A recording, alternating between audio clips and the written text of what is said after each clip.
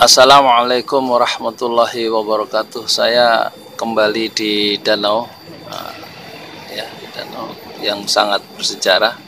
Tapi danau ini kata anak-anak SD di sekitar sini ada buaya putihnya. Dan pernah ada anak SD mati kecemplung di sini. Dan katanya terus dimakan buaya putih anak-anak. Ya, padahal ya memang anak itu nggak bisa berenang. Jadi hoax. Jadi kalau orang yang bikin hoax berarti dia seperti childish, ya, bersifat kanak-kanak.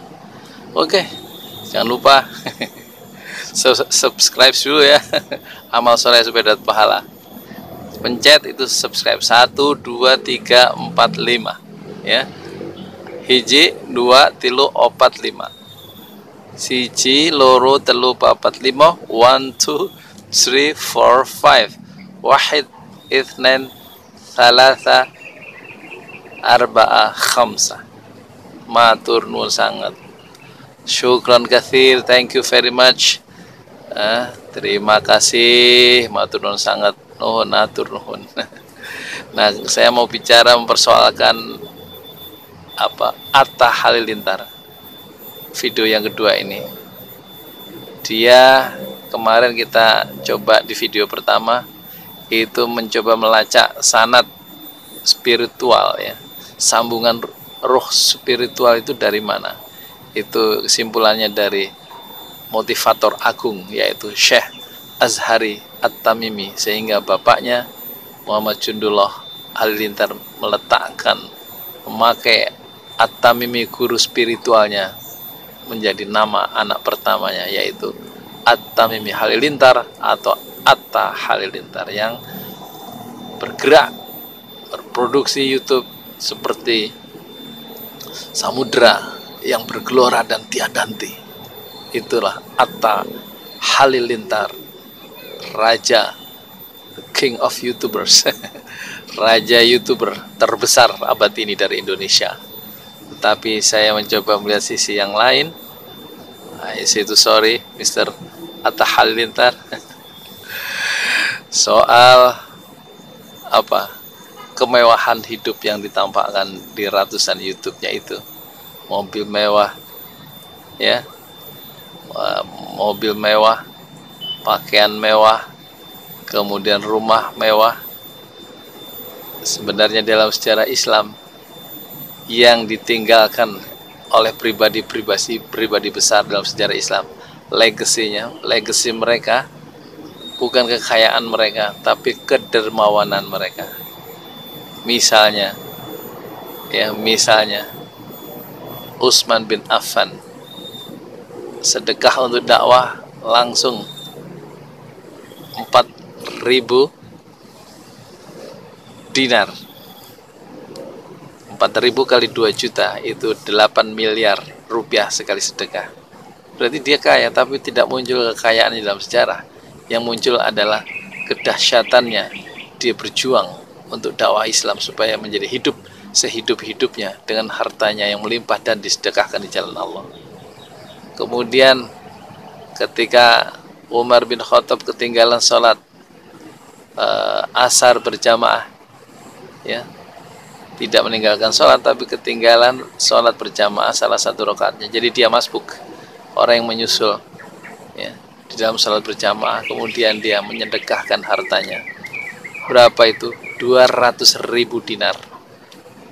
Kursnya sekarang 2 juta rupiah. 200.000 dinar dikali 2 juta, itu berarti berapa?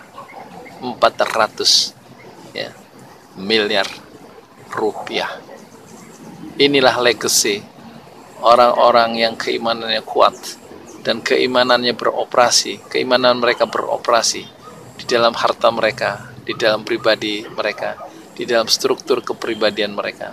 Jadi yang kita mengenal Umar bukanlah orang kaya raya yang memeluk kebendaan begitu lekat, tetapi yang kita kenang adalah harum semerbak wangi para sahabat itu di dalam mengorbankan, mengeluarkan harta bendanya untuk kemuliaan dan kejayaan Islam.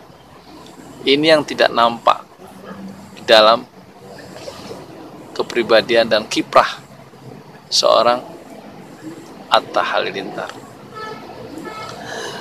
Ada lagi kisah penakluk terbesar dalam sejarah, yaitu Muhammad Al-Fatih, yang setelah mengepung Konstantinopel selama 6 bulan dan berhasil menjebol benteng itu dalam usia 23 tahun atau kira-kira antara 21 dan 24 tahun.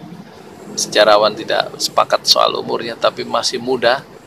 Tapi yang dia tinggalkan dalam memimpin pasukan mujahidin terbaik selama sebanyak 200.000 itu, dia yang memimpin sholat berjamaah. Karena apa? Dia dipilih karena dialah satu-satunya prajurit atau bagian dari mujahidin yang menaklukkan Konstantinopel itu, ibu kota Romawi Timur, yang selama 8 abad 825 tahun tidak berhasil ditaklukkan kecuali takluk di tangan Muhammad Al-Fatih. Dia kemudian menjadi orang yang berjasa sebagai pemimpin lapangan, komandan, dan dia memimpin sholat berjamaah. Kenapa?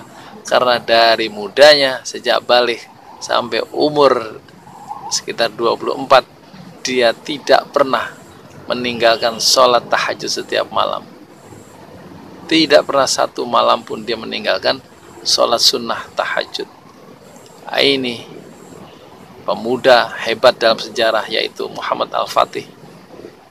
Bukan keberaniannya yang nampak, tetapi kerendah hatiannya di hadapan Allah dan sujud-sujudnya di keheningan malam yang begitu kuat sehingga memunculkan kekuatan jiwa dan mampu mengubah bukan hanya dirinya dan mengubah arus sejarah dengan penuh aliran yang kilang gemilang dan tetap menghidupkan nama baiknya sepanjang sejarah, mungkin sampai ribuan tahun ke depan. Keimanan yang beroperasi kuat di dalam orang-orang besar dalam sejarah itu bisa mengatasi kekuasaan, bisa mengatasi harta benda. Oleh karena itu, saya memiliki satu perspektif baru.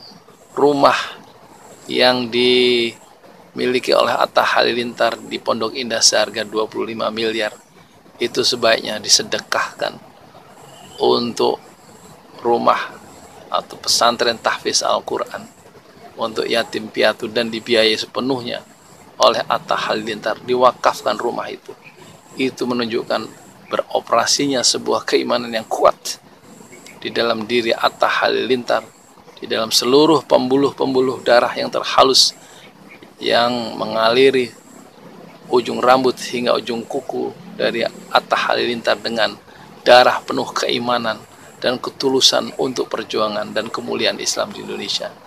Sedekahkanlah rumah mewah itu dan sedekahkanlah mobil-mobil mewah itu, karena dengan cara menyedekahkan untuk dakwah Islam akan mengubah paradigma jutaan orang-orang, anak-anak muda Islam Indonesia yang selama ini terbius oleh kemewahan dan kebendaan yang ditampakkan dengan sangat telanjang oleh Atta Halilintar, ya, raja atau YouTuber terbesar abad ini dari Indonesia.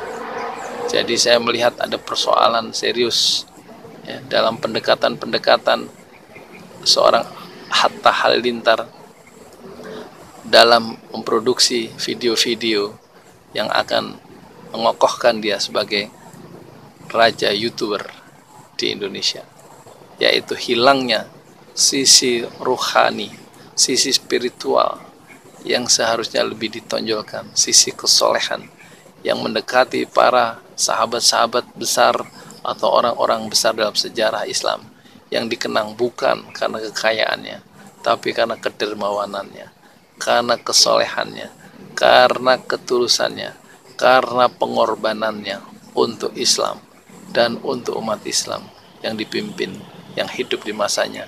Dan perbuatan mereka itu mempengaruhi, memberikan impact yang jauh melampaui gelombang zaman, merentang masa dari abad ke abad, karena keimanan yang kukuh di dalam dada-dada mereka.